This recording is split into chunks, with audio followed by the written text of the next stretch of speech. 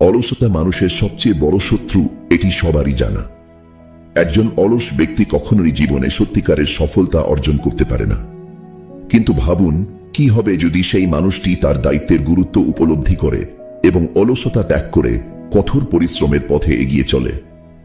আজকের গল্প এমনই এক যুবকের, যে কিনা তার অলসতার খারাপ অভ্যাস ত্যাগ করে তার জীবনকে বদলে দিয়েছিল।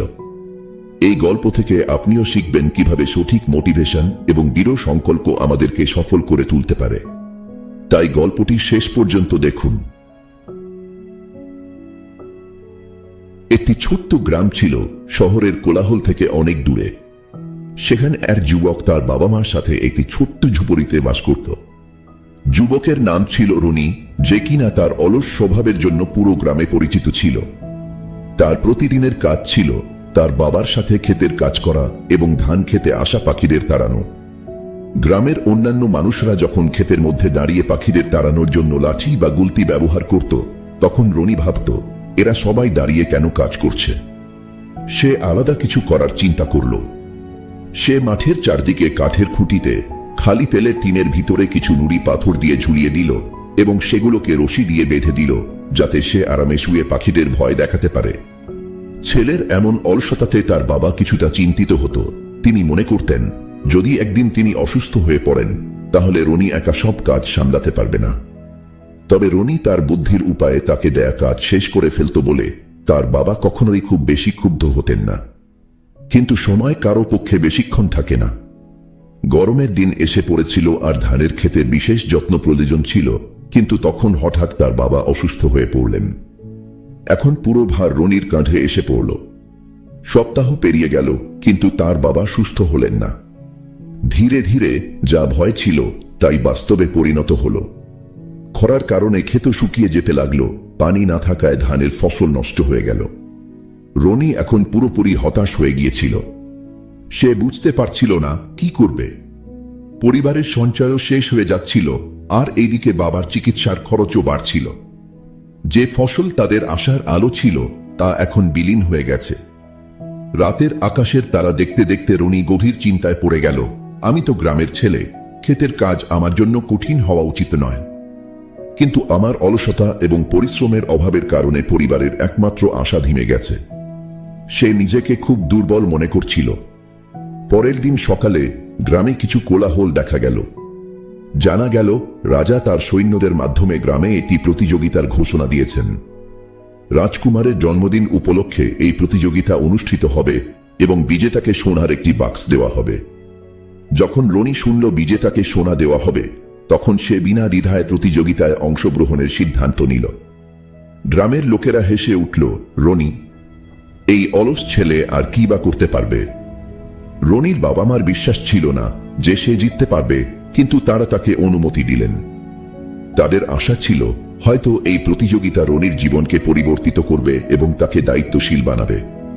3 দিন পর প্রতিযোগিতা শুরু হলো। সব প্রতিযোগী গ্রামের কাছের একটি হ্রদের তীরে জমা হলো। রনি দেখল অন্যান্য প্রতিযোগীরা তার থেকে অনেক শক্তিশালী ও প্রশিক্ষিত। সে চিন্তায় পড়ে গেল, আমি এদের সাথে কিভাবে প্রতিযোগিতা করব। কিন্তু সে হতাশ হয়নি।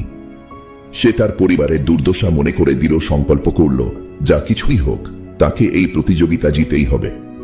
প্রথম রাউন্ডে সকলকে হ্রদ পার করতে বলা হলো। নিয়ম ছিল তারা যে কোনো উপায়ে হ্রদ পার করতে পারবে। প্রথম 3 জন প্রতিযোগী পরবর্তী রাউন্ডে উঠবে। গিনতি শুরু হতেই সবাই হ্রদে ঝাঁপ দিল, কিন্তু রনি একটি আলাদা পরিকল্পনা করল। সে হ্রদের পাশে দাঁড়িয়ে চিন্তা করতে লাগলো।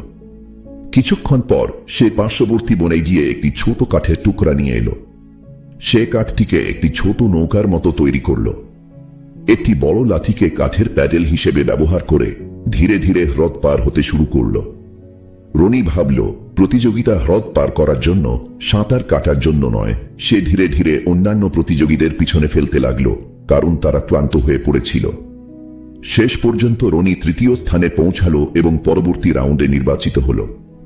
পরের দিন চূড়ান্ত রাউন্ড শুরু হলো। এখন 3 জন প্রতিযোগীকে একটি বড় মাঠের মধ্য দিয়ে একটি কাঠের ব্লককে 1 কিলোমিটার ধাক্কা দিতে হবে। তাদের কিছু যন্ত্রপাতি দেওয়া হয়েছিল, কিন্তু তারা শুধুমাত্র একটি যন্ত্র ব্যবহার করতে পারবে। গিনতি শুরু হতেই অন্যান্য প্রতিযোগীরা রশি এবং লিভার মতো যন্ত্র নিয়ে নিল, কিন্তু রনি চুপচাপ চিন্তা করতে লাগল। তারপর সে এমন কিছু বেছে নিল যা দেখে সবাই অবাক হয়ে গেল, একটি ছুরি। সবাই ভাবছিল ছুরি দিয়ে কাঠের ব্লক কিভাবে ঠেলা যাবে, কিন্তু রনি তার বুদ্ধিমত্তা দেখালো। সে ছুরি দিয়ে কাঠের ব্লকটিকে কোপাতে শুরু করে এবং সেটাকে গোল আকারে পরিণত করে। এখন এই গোল ব্লক ঠেলে নিয়ে যাওয়া তার জন্য সহজ হয়ে গেল। সে তার সমস্ত শক্তি ঢেলে দিল এবং শেষে প্রথম হয়ে ফিনিশ লাইনে পৌঁছালো। গ্রামের সবাই অবাক হয়ে গেছিল। তারা রনির আত্মবিশ্বাস ও কঠোর পরিশ্রমকে সম্মান জানাল। একজন অলস যে বুদ্ধিমত্তা এবং পরিশ্রমে এগিয়ে গিয়ে প্রতিযোগিতা জিতেছে। প্রায় অলস মানুষরা বুদ্ধিমান হয়, কিন্তু তাদের সমস্যা হলো যে তারা অলসতার কারণে তাদের প্রকৃত শক্তি দিয়ে কাজ করতে পারে না। এই গল্পে আমরা দেখেছি, যখন একজন অলস ব্যক্তির সামনে একটি বড় লক্ষ্য আসে, তখন সে তার ভেতরের শক্তি ও বুদ্ধি প্রকাশ করে। যদি আপনিও অলস বোধ করেন, তাহলে একটি বড় লক্ষ্য নির্ধারণ করুন। আপনার বাবা মার পরিশ্রমের সম্মান করুন এবং আপনার জীবনে এমন কিছু খুঁজুন যা আপনাকে প্রতিদিন উঠতে এবং পরিশ্রম করতে অনুপ্রাণিত করবে। যদি এই গল্পটি আপনাদের ভালো লেগে থাকে, তাহলে এই ভিডিওটি শেয়ার করুন। পরবর্তী কাহিনীর জন্য আমাদের সাথে থাকুন।